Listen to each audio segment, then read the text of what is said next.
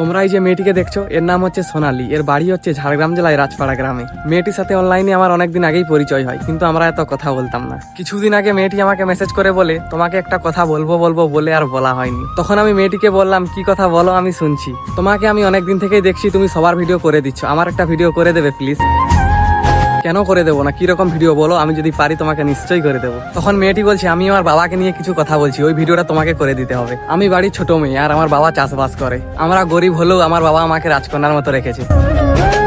ছোট থেকে এত বড় হলাম, এখনো যদি আমি মাছ খাই আমার বাবা আমাকে মাছের কাঁটা বেছে দেয়। আর হ্যাঁ, আমি আমার বাবাকে অনেক ভালোবাসি আর আমার বাবাও আমাকে অনেক ভালোবাসে।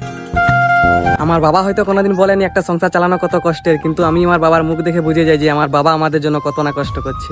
সত্যি বাবা, তোমার এই বাড়িতে হয়তো আমি সব দিন থাকতে পারবো না, কিন্তু তোমার এই কষ্টগুলো আমি কোনোদিন ভুলে যাব না।